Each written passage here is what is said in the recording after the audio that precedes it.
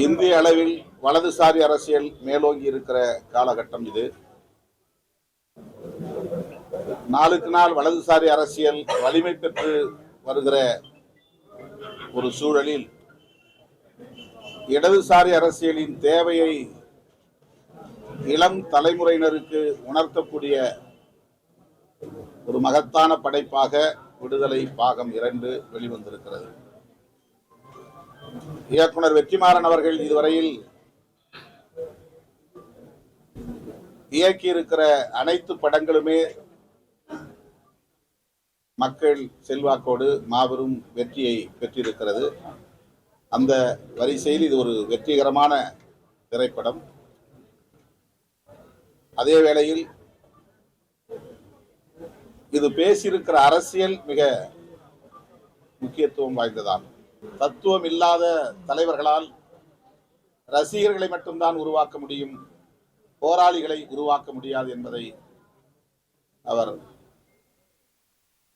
யாரையும் மனதில் வைத்து சொல்லவில்லை. அது இயல்பானது, பொதுவானது, உலகம் முழுவதும் பொருந்தக்கூடியது. அது தமிழ்நாட்டுக்கு மட்டும் உரியதல்ல, அல்லது குறிப்பிட்ட சில கட்சிகளுக்கு சொல்லுகிற விமர்சனம் அல்ல. கோட்பாடு இல்லாத தனிநபர்கள் தன்னை பின்பற்றக்கூடியவர்களை போராளிகளாக வளர்த்தெடுக்க முடியாது. வெறுமன கைத்தட்டக்கூடியவர்களாக, தனிநபரை போற்றக்கூடியவர்களாக மட்டுமே வளர்க்க முடியும். இது யதார்த்தமான உண்மை. ஆகவே தத்துவம் அல்லது கோட்பாடு என்பது மக்கள் பணி ஆற்றக்கூடிய அமைப்புகளுக்கு மிக இன்றியமையாதது. அதை காட்சிக்கு காட்சி பல்வேறு இடங்களில் மிக அழகாக விவாதிக்கிறார். ஒருவேளை காவல்துறை என்னை கைது செய்து கொலை செய்யும் நிலை ஏற்பட்டுவிட்டால், நான் பலியாகும் நிலை ஏற்பட்டுவிட்டால், அதன் பிறகு தன்னுடைய வாழ்க்கை துணைவி அல்லது இணையர் என்ன செய்ய வேண்டும் என்பதை முன்கூட்டியே பெருமாள் என்கிற கதாபாத்திரத்தின் மூலம் இயக்குனர் வெற்றிமாறன் பேசுகிறார். என் கணவர் அல்லது என் குடும்பத்தை சார்ந்த தலைவர் என்று உரிமை கோரக்கூடாது. அப்படி உரிமை கோரினால் இந்த போராட்டத்தின் நோக்கம் சிதைந்துவிடும். ஆகவே என்னுடைய சாவு ஒரு தத்துவத்திற்கானது, அடுத்த தலைமுறைக்கானது, இன்னொரு தலைமுறையை வழிநடத்தக்கூடியது என்கிற வகையில் அது அமைய வேண்டும். அப்படித்தான் அதை நீ அணுக வேண்டும் என்று முன்கூட்டியே தன்னுடைய வாழ்க்கை இணையருக்கு எடுத்துச் சொல்லுகிற பாத்திரமாக கதாபாத்திரம் அமைந்திருக்கிறது. அதே வேளையில் அதிகார வர்க்கத்தை எதிர்த்து போரிடுகிற போது கூட ஒரு வரட்டுத்தனமான, மூர்க்கத்தனமான அணுகுமுறையாக அது இருக்கக்கூடாது. தன் வழி அறிந்து, மாற்றான் வழி அறிந்து எந்த நிலைப்பாட்டையும் எடுக்க வேண்டும் என்பதை காட்டில் நடக்கிற யுத்தத்தின் போது கதாபாத்திரம், கதாநாயகன் பெருமாள் தன்னுடைய குழுவினருக்கு அறிவுரை சொல்லுகிறார். நான் அவர்களுக்கு தேவை, என்னை அவர்கள் கைது செய்து நீதிமன்றத்தின் முன்னால் நிறுத்த விரும்புகிறார்கள். அங்கே நாம் நம்முடைய அரசியலை பேசுவோம்.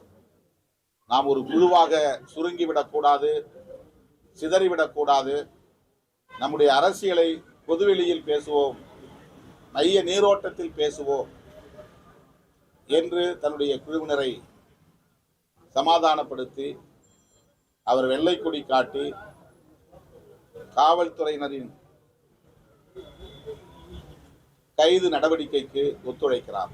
ஆனால் அதிகார வர்க்கம் எப்போதும் அதிகார வர்க்கமாகவே இருக்கும் என்பதை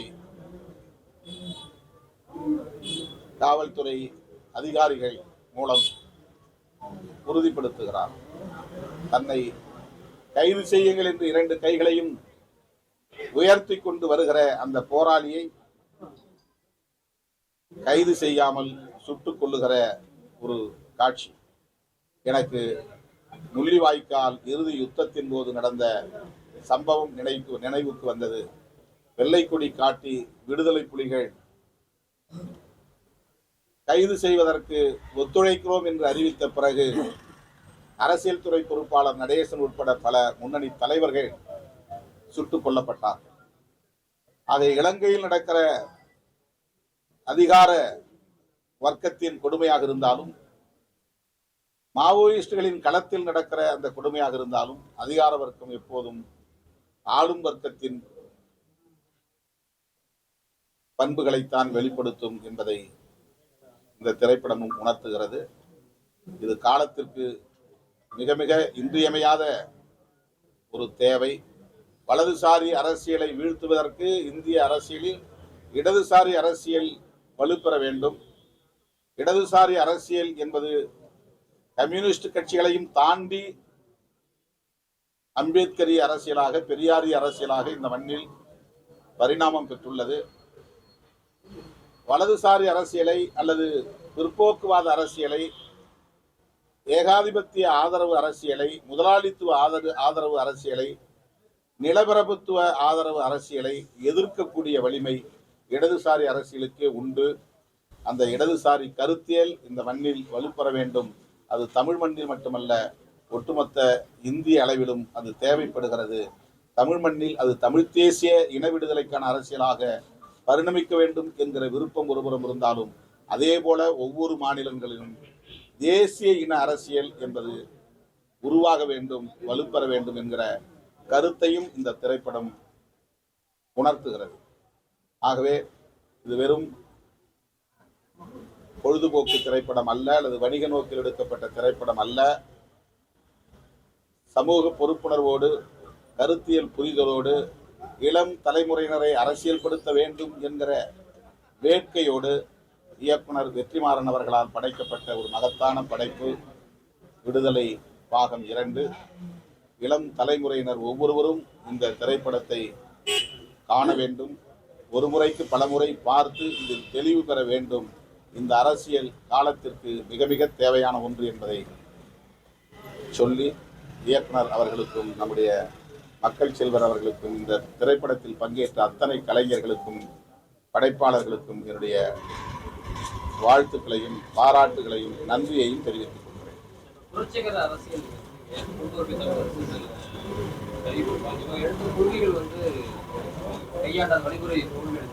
அதை ஒட்டியக்கூடிய ஒரு படமா இந்த படம் வந்து, இந்த படம் வந்து அதை ஒட்டியே ஒரு படமா வந்து இந்த ஆயுத போராட்டங்கள் அந்த மாதிரி எடுத்துக்கூடிய தலைவர்களுடைய கொள்கைகள் வந்து பார்த்தீங்கன்னா வீழ்த்தப்பட்டிருக்கு. இந்த சூழ்நிலையில இந்த திரைப்படம் வந்து எந்த அளவுக்கு இந்த கருத்துக்களை வந்து மக்களிடம் கொண்டு போய் சேர்த்து, ஏன்னா தோல்வியடைந்த ஒரு கருத்து கடந்த காலங்களில் இல்ல, கருத்து தோல்வியடைந்தது. தத்துவம் எப்போதும் தோற்றதில்லை. அதுவும் கம்யூனிஸ்ட் தத்துவம் என்பது தோற்றதில்லை.